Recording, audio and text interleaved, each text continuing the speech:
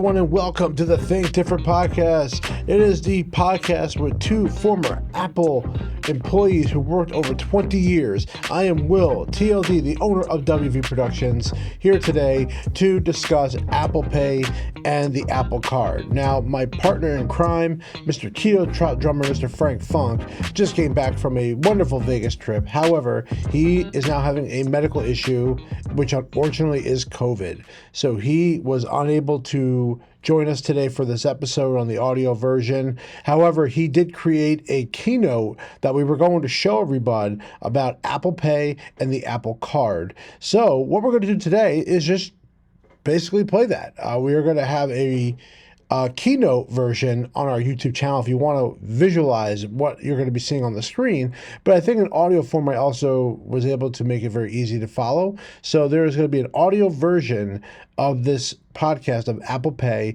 and Apple Card. So we discussed a little bit about what Apple Pay is, how to set it up, a little bit about the facts about how this works, how the security of it works, and we did a Q&A at the end to get some questions answered that you may be asking, as well as what's going to be coming up in the new iOS 16. So I hope this is the best we could possibly do in this situation. So I hope you guys enjoy this podcast episode as I take you to my recording of our keynote. And again, if you would like to watch it, please go on our YouTube, subscribe to it. We really would appreciate it. Leave us a review. Also, ask questions. If you have any questions, go to the YouTube version of our show and you could see the entire keynote in its presentation and leave us any questions you have. We will answer them. Thank you very much, everyone, and enjoy this amazing episode. What is Apple Pay? Well, if you're brand new to Apple Pay, this is for you. The whole point of this slideshow or / keynote is to educate you a little bit about Apple Pay. Even if you already know some things about it, we're going to have a nice Q&A at the end of some questions that I looked up just for myself of knowing Apple Pay. So we wanted to give you a quick look at Apple Pay, what it is, how it works, and also dive into the Apple Card as well. So let's get started with Apple Pay. The whole concept behind Apple Pay is that it's replacing your physical cards and cash. It's trying to be your all-in-one wallet for everything. And as long as a website or a location can take Apple Pay, you can pay with this, and lately it has been much easier to do this. It allows easy, secure transactions on apps as well. Plus, as we talked about on the web, if you have a Mac and you have Touch ID, you have the ability to use Apple Pay. You can also send and receive money using messages in Apple Cash. So for my wedding business, as an example, clients are paying me through our iMessage and sending me payments through there, which has been very valuable because Venmo, who I used to go to, is kind of lately trying to track down those businesses that aren't paying their fees. But if I use Apple Pay, well, it works. Finally, all this is set up in your wallet app. So you just add your credit card or debit card in your wallet app on your iPhone, and it doesn't take very long. And the approval process is all about the companies. Every company is different. Some people will just approve you. Some people will require you to make a phone call. It really is different for all different companies. So the easiest for me was Amex when I was using it. You also get all your card's rewards and benefits. So you still get everything that your card provides as part of your card. You get to have that. And it takes 4 easy steps to do this. So let's talk about those steps right now. First off, you're going to open the wallet app. If this is the first time you're opening it up, you will see a plus sign on the top right corner that will allow you to set up a new card. When you do that, it'll ask you what available cards you would like to do. Do you want to apply for an Apple Card, which we'll talk about? You can add an Apple account. So if you have another Apple account, maybe that's separate from your Apple ID, you can add it. You could do a debit or credit card, a transit card. So now that's a new feature that you can do a transit card, plus driver's license or state ID, which right now, as of this recording, is only Arizona and Maryland as of this point. I live in New Jersey, so we're probably a little bit far away from that, but that's pretty exciting because at that point you won't need anything except your phone, which is crazy. Once you scan the card, you get like a screen that pops up that almost looks like you're taking a photo. And when you do that, you will just scan the card, And then once you scan the card, it'll try to grab as much information. It'll then go through the bank instructions, and then as long as you've been approved, it's ready to go. Some companies now, actually, what's really great is if you sign up for a credit card, you can add it right to your wallet right away. Like I know that happened with Citibank recently, and I was able to use my Apple right on my wallet app right before my card even got here. So some credit cards will let you set up wallet right away.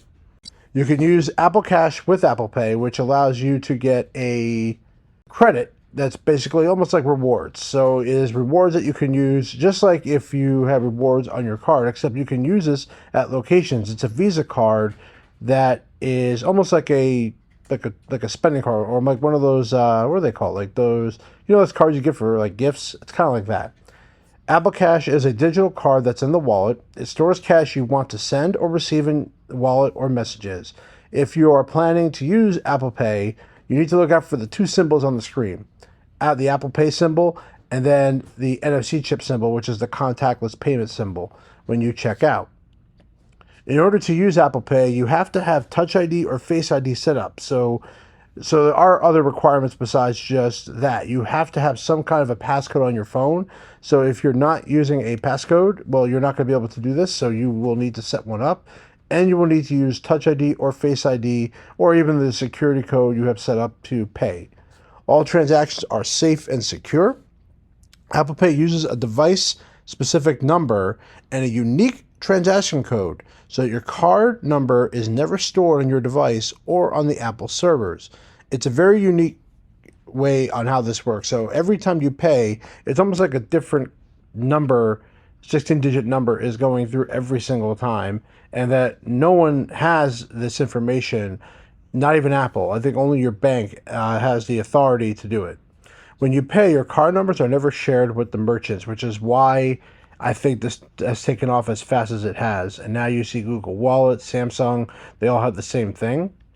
A couple of security things that work with it is that when you're paying with a debit or credit card, Apple Pay does not keep transaction info that can be tied back to you. Apple Pay works right from your device, so you can avoid touching buttons and terminals, so that's great for us COVID eras. Apple Pay uses a device-specific number and a unique transaction code, so your card number is never stored on your device or on Apple servers. So it kind of goes back to our previous slide talking about the uniqueness of how it's a random generated number that no one knows and no one really needs to know except your bank. So that's a little bit about Apple Pay, but let's talk a little bit about Apple Card. This is the card that was just introduced a few years ago. And Apple Card is a Goldman Sachs MasterCard. So MasterCard's pretty much accepted everywhere, and that you apply using your iPhone. So going back to where we were in the Wallet app, if you look in there, you will see an option to add an Apple Card there. You can add an Apple Card right from there and apply for it, and you get to be approved pretty quickly. There are no fees, no annual, over the limit, foreign transaction, or late fees. That's right, there are no late fees on this, which makes it so interesting. Interest rates are among the lowest on the industry. Just make sure you pay your bill every month. That's all I got to say, folks. That way you don't have to worry about paying anything extra. When making a payment with the Apple Card, it estimates the interest you will wind up paying based on the payment amount you choose. If you pay the balance up each month, no interest is incurred. And then Ultimate Daily Cashback. Ultimate Daily Cashback is one of the unique features I love about this, because a lot of times you have to wait for your transactions after 1 month and then you finally get them in your account. For example, I have an Amex card right now that I get 6% cash back on groceries, but I have to wait until the cycle is complete to get that cash back. Where Apple, they give it to you immediately, which is really neat. So I'm looking through my history right now, like the last couple of things I have here. For example, I went to Sesame Place. It gives me a breakdown, and I even have the transaction ID right there, and I used Apple Cash to pay for it. I just went to Wawa as an example, and I have a transaction right there. So it keeps a record of all my different transactions in a list under the recent transactions, and then you can also see it based on year. And this kind of breaks that down. So when you buy something using the Apple Card, you get a percentage of your purchase back on daily cash. So you can look on your daily cash card and see what you received in your account. It usually tells you the percentage that you also get back with that as well. It's real cash that never expires or loses its value. Your cash is deposited right into your Apple Cash card in the Wallet app. One thing we probably haven't talked over is how do you actually activate on a iPhone that has Face ID. You just hit the side button, your sleep button, do 2 times. It'll bring up the card, and you can also set up a default card. If you go into the settings app into Wallet, you can actually tell the device what you want it to be as your main card. So you get to pick one card that you want to be your default card. So if you go into Wallet and Apple Pay and settings, you will see the default card in there. You can use Apple Cash to make a payment on your balance, pay back a friend, or send it straight to your bank account. So Apple Cash can be used to pay others if you like to pay, if you are a really good friend. You can make a payment on your balance using the Apple Cash. Now, I personally never do that, but that is something you could do. Part of the perks of being a Apple Card Cash member, you get 3% daily cash back when you buy Apple products. So anything you buy Apple-wise, and that includes iCloud, Apple Music, it includes all those items that are related to Apple. So when you want to buy, for example, I paid about maybe, $3,000 for this 16-inch MacBook Pro I'm recording on right now, and I got like $150, $200 in cash back with it. So it was a pretty good deal. So on top of me trading in my computer, I got this cash back, which was great. So I thought it kind of gave me another $100 to $50 technically off. So that was a nice little perk. And any other items you make purchase with the Apple Card, you will get 2% back if you use the Apple Card. Now, it's about average to what most banks give you. So Apple doesn't really give you a perk for signing up for it, which, a lot of companies will do. That's probably the one drawback I will say about the card, is that you don't get anything. I would say the convenience is that you get the daily cash back automatically. So if you want to look at that as a perk. But there are also other ways to get 3% cash back. There are promotions that are actually going around, and these are just some right now that we have. So Dwayne Reed, Walgreens, Ace Hardware, Panera Bread, ExxonMobil. So obviously gas is crazy right now during this time. So all these different merchants, and there are more out there, and sometimes they're different depending on the season. They will give you that. And I think it'll be very valuable to see what the options are for the Apple Card. So look around, see what works regarding using the Apple Card. All right, there were a couple questions that I wanted to look up about Apple Pay, and I kind of want to answer them, but we'd like you to leave comments below if you have anything you want to add to this entire keynote. One of them was, what devices support Apple Pay? If you want to fully use Apple Pay, here are the requirements: that you need to have an iPhone 6 or an iPhone 6 Plus, and anything beyond that goes there. Also, there are iPads that have the ability to do this as well. Now, you're not going to take your iPad to the supermarket, but you can pay for things online or through the app using Apple Pay. Another question is, how is this different from other contactless systems? So right now on your card, you have the ability to do contactless pay. The most noticeable will be the use of the fingerprint ID sensor or the Face ID. Right now it's easy for someone just to take a plastic card and just bring it out and just put it up there. Anybody could do that. The idea of the Face ID and the Touch ID is to prevent someone from trying to use your finger or your identity to pay for it. So that's why, as much as the contactless feature of the card itself is great, it's still, anybody could steal that card, go to a terminal and use it, where Apple Pay requires your information of your phone to get into it. What about some of the new features of iOS 16 coming out? I thought there was a couple things that they did talk about in the Wallet app, and I thought this would be valuable to go over. So there's something called Apple Pay Later, which allows you, if you check out with Apple Pay, that you could split your Apple Pay purchase into 4 equal payments over 6 weeks. I just recently used this feature in Amazon. They have something very similar where you can buy something, especially at a higher cost, and you can split the payment over time. It'll track when you owe it, it'll track what you owe and when you owe it.